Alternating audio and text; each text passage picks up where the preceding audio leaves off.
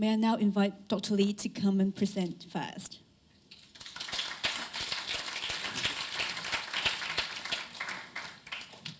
Testing. So first of all, thanks for the organizer for giving me a chance to present here. So I could talk about my background. So basically, I work on history because I will use historical document to know about the impact of climate change on human society. So maybe I can base on my research findings to talk something about the challenge to understand the impact of climate change. So maybe before I go deep into the issues, let me show you some case about the impact of monsoon on human society. So this is the first one. So maybe let me explain this diagram a little bit. So this one is about the paleo monsoon reconstruction. So as Peter has mentioned, we can use some case video film to reconstruct the strength of monsoon over the last several thousand years. So this one is the reconstruction about the strength of Asian summer monsoon. So this one is derived from a cave in northwestern China, and in this monsoon record, you can see that the strength of monsoon is always changing. The strength of monsoon is always changing. And in this curve, there are some periods highlighted in yellow color. The first one, this one is the LTWMP. It represents late 10-week monsoon period. So I repeat, this one represents late 10-week monsoon period. And the second one is called late Yuan week monsoon period. And this one is late Ming week monsoon period. So in those periods, one of the characteristics is about the weakening of Asian monsoon. Means what? Means the reduction of rainfall during the period. The reduction of rainfall also implies the reduction of food harvest. That's why the society during the time became very unstable. As a result, there was the change of dynasty in those periods. Can you see that? During the late Tang week monsoon period, there was a change of dynasty. Late Yuan and late Ming, the same case, you can see the change of dynasty during the time. So this one is about the influence of rainfall reduction and the impact on social stability. And I can show you another case, which is the opposite. During this period, not so strong monsoon period, it means that the strength of Asian monsoon is increasing. It also implies the increase of rainfall during the period. So in this rainfall, according to Chinese history, there is population expansion and also the expansion of, there should be the expansion of agricultural production first, because we know that rice started to cultivate in China. I should say rice was widely cultivated in China since the Northern Song dynasty. So we can see that the start of massive rice farming happened in here. And in this period, there was also rapid expansion of human population in China. So you can see the association between monsoon and human society. This one is about historical China. Let me show you the second case. This one, Darfur genocide, it happens in Africa. So maybe I talk about this case into detail. I will show you a very short video clip and let you know some background information about Darfur.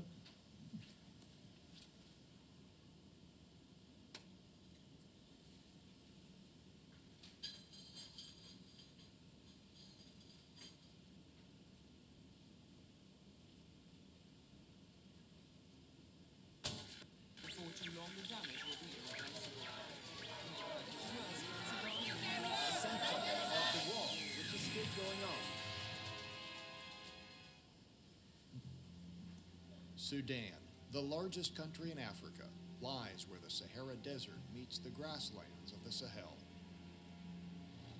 Since its independence in 1956, between Sudan's north and south have killed millions and displaced millions more. Now a new conflict has emerged in its westernmost region, called Darfur. Nearly the size of France, this vast region has been neglected for years by the government. Darfur means Land of the Four, a Muslim African tribe indigenous to the area. The region is inhabited by many tribes that are racially and culturally intertwined.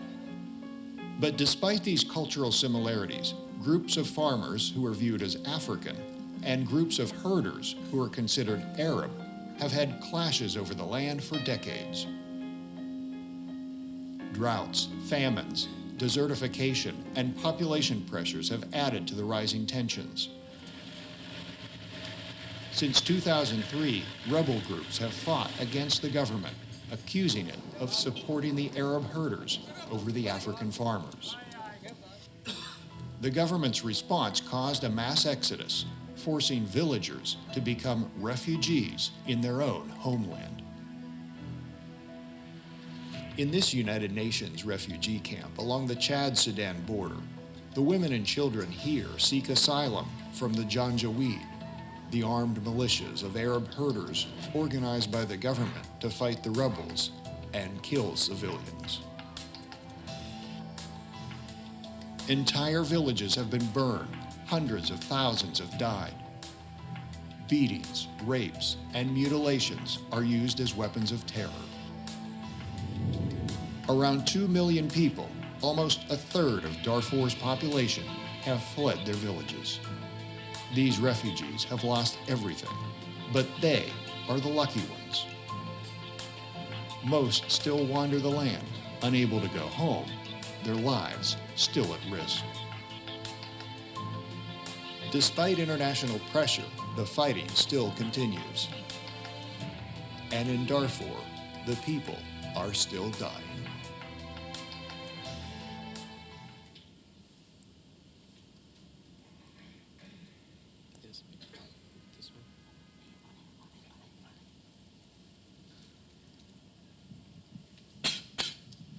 So this one is about Darfur genocide. So before I talk about the reasons of Darfur genocide, let me introduce about the geographic setting in this area. So Darfur is the western part of is in the western part of Sudan. So basically, it can be divided into two regions. In the northern part, the area is a bit arid. So in this area, basically, it is only suitable for the practice of pastoral activity. And in the southern part, the environment is relatively better and it is suitable for agricultural farming. So in this area, basically it is occupied by Arabic people, and the southern part of Darfur is occupied by no African. So the genocide is about this, is about Arabic people. They wipe up the people in the southern part of Darfur. That means they are wiping up African. So you may wonder why they do this. In fact, there is a reason behind. It's about the change of monsoon. Because according to the study of a scholar, we find that when Darfur's lands was rich, basically both African and Arabic people, they are good friends. They were good friends indeed. They share the resources together. And however, something happened. That is a rise of temperature in the Indian Ocean. And because of the rise of sea surface temperature, monsoon was disrupted and the rainfall declined by about 40% over the last 2 decades. So it is hard to imagine 40% rainfall reduction. And because of this, the land carrying capacity in this area has been affected very much. So it means that maybe originally this area is okay for the 2 groups of people, but now only 1 group of people could survive. This part, under drought, is most affected than in this part. So the people here move to the southern part of Darfur, resulting in what? The people in the south want to protect their resources. They fence off their land, so this increases the tension between the 2 groups of people. As at the end, we see genocide happen in this area. Because of what? Because of the competition of resource. And this competition of resource basically is triggered by the monsoon failure. So this is the case of Darfur. So I hope that you can have some understanding about the impact of Asian monsoon on human society. But in this forum, I guess you may probably ask a question. Well, I'm living in Hong Kong. The first case I'm talking about is historical China, right? And the second case I'm talking about is Darfur. So Hong Kong, we are talking about a post-industrial society. For the historical China, it is an agricultural society. So what is the relationship between historical China and modern Hong Kong? And of course, Hong Kong is not a marginal society like Darfur. So when you are sitting here, you may expect some information which is related to your daily life. So you may wonder, okay, what is the impact of monsoon failure on Hong Kong people? So before I go deep into this question, let me clarify some of the issues about climate change on human society before I really address the issue in detail. So the first issue I would like to cover is how to interpret the nature of climate change. So for the For climate, I should say we need to have a clear distinction. Sorry, we need to make sure the difference between climate and weather. Climate and weather. For example, the daily maximum temperature in this year is 36 degrees, and in the next year, the daily maximum temperature is 38 degrees. Can we say that climate change? No, this is not climate change. That is only weather change. Weather change. For climate, we are talking about long-term average long-term average weather conditions. If you are talking about climate change, you are talking about the change of long-term average weather. The minimum period we are talking about is 30 years or even longer. If someone say that, okay, the temperature change over the last 10 years, then you may wonder whether this one is really something about weather or climate, because the time span of the temperature is not long enough for you to conclude whether there is climate change or not. So this is the first point I would like to clarify. It's about the time span. For climate change, we're talking about long-term average, not the short-term phenomenon. And the second point is about this one. Basically, this point is also closely related to the first point. Because of what? Because climate change is a gradual process. Climate change is a gradual process. So I should say the climatic impact is unlikely to be an instant one. That is, if climate is really changing, you couldn't expect immediate effect. So this is the case. The philosophy behind is because climate change is a gradual change, so you couldn't expect something happen immediately. And for climate change, it is about the change of the atmospheric system. So for every system, there is a threshold. There is a threshold. Means what? If something which is below the threshold, nothing will happen. Something will happen only if the threshold has been exceeded. So this is the case. So you may find that there is always a time lag for the change of temperature to the change of something elsewhere. There should be a time lag because it's about the threshold. The problem is that because of this threshold value or because of the gradual process of climate change, it's very difficult to observe whether there is any climatic impact or not. If you observe the climatic impact, it usually implies that the impact has been very big already, and it is always too late to take any actions to reverse the situation. So this is the problem, because climatic impact is something slow in nature. When you observe it, so very likely it is too late to take any action to change the situation. And the last point under this issue is about climate change, because I showed you the case of Darfur.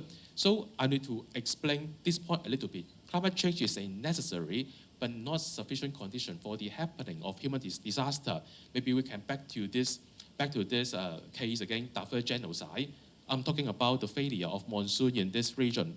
Actually, the regions nearby also suffer the same problem. It's about the reduction of rainfall and the reduction of land carrying capacity.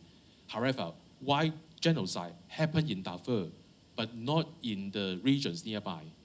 So this is a question I invite you to think about. If you say climate change is so important, then everywhere around Darfur should also happen similar thing. But it doesn't. Means what? Means climate may be only one of the factors when we look at this issue. Apart from climate change, we also need to take into account, say, the cultural factors, the history of the area, and also other political factors into consideration in order to fully explain the happening of genocide in Darfur. So the cases, I should say, climate change is one of the factors to cause human disaster. But there is a philosophical debate, because my argument is that climate change can cause disaster, but at the same time, I also said climate change is not the single factor to cause disaster. So how to bridge this concept? In fact, I would like to use a very simple example to illustrate what I mean. So do you think smoking can cause lung cancer? Do you think smoking can cause lung cancer? So I would say most of the people will agree with this point. But when you look at the record, I should say maybe only less than 20% of smokers, they will have lung cancer. So what about the remaining 80%? They are very healthy, even they smoke. So I'm not encouraging you to smoke, but the case is, if you say smoking is hazardous to health, I could quote example to show that, okay, let's have a look at this guy. He is very healthy, but he is a heavy smoker. So how how to resolve this issue? Maybe when we are talking about cause and effect relationship, this point should be treated with caution. I'm talking about smoking can cause lung cancer. It's about a relative sense. It means that for a heavy smoker, his chance of having lung cancer is much higher than those who don't smoke. So this is about the interpretation. So for the issue of climate change, the same case. I'm talking about, okay, smoking can cause lung cancer. It's about the general probability, like climate change, under climate change, there is increasing chance to have social problem. But not every social problem can be explained by this climatic factor. So this is the point I would like to highlight. Okay. The second issue is about the nature of climate change. Sorry. The second issue is about our ability to buffer against climatic impact. So we are talking about post-industrial society. We are supposed to have sufficient technology and also sufficient trade to help us buffer against the impact brought by climate change. I emphasize the impact on climate change is mainly about land carrying capacity or simply food production. Even if climate change happens, it seems that we have some means to fix the problem. Maybe we can, based on trade, to transport the food from elsewhere to Hong Kong. That shouldn't be a problem, right? But think about the impact of climate change. Climate change is a long-term and also a large-scale phenomenon. So we may wonder whether we have sufficient ability to do so. And another issue I would like to highlight is about economic globalization, because trade is about globalization. Different parts of the world are linked together. It seems that this helps us to improve our buffering capacity. But I would like to argue that economic globalization sometimes will make the problem more complicated. Do you think the global economy is healthy at the moment? I think most of you would disagree. But why is it so unhealthy? Because of globalization. Do you agree? Different parts of the world are linked together. That means it is quite difficult for every society or for a single country to do any situation to address its own problem. Different parts of the world are linked together. It means the linkage is getting more complicated. It also implies it is difficult for you to make any changes. So this is the scenario. And this one is about our resource consumption. We are talking about more people in the world, and also each of us could have longer life expectancy, and also each of us is consuming more resources. And most of the resources we consume are somehow dependent on climate. So this may make the situation a little bit complicated. Climate change can affect the availability of resources, but we are using more resources over time. So we can see that the problem is about increasing demand and the possible decrease of supply of resources. So this may be a big problem to human society in the near future. And the last point we'd like to talk about is about the impact of climate change. Are we concerned about that? I should say most of us sitting in this forum, you probably agree that you will do something to solve the problem. But the problem is, how much are you going to sacrifice now for something which may or may not happen in the future? Because I've just explained, the climatic impact is a long-term and gradual phenomenon. Together with the concept of threshold, I should say something we know that climatic impact will happen, but you can't tell the exact timing and the exact location about the impact of climate change. So if you are required to sacrifice now, are you willing to do that? If yes, how much are you going to pay? That is the question I invite you to think about. To be honest, there are always more pressing concerns elsewhere, but they are definitely not about climate change. Tell you the truth, I'm standing here, I'm presenting, but my mind is not here because I'm thinking about the incident in Legislative Council yesterday. I'm not kidding. It is about the future of Hong Kong. No, sorry, too much politics. But this one is really the issue I'm thinking about. So, Legislative Council, climate change, which one will you choose at the moment? Those might be too much politics. By the way, so back to this question, well, I'm living in Hong Kong. It's none of my business, right? Monsoon failure, what is the impact of Hong Kong? But let me show you a map of China. So the red dotted line represents the limits of Asian monsoon. Implying what? Implying that the area under this line is affected by monsoon, and this area is not affected by monsoon. This area is more humid and is suitable for intensive farming. And this area, of course, because the supply of rainfall is not enough, that's why this area only, pastoral activity can only be practiced in this region.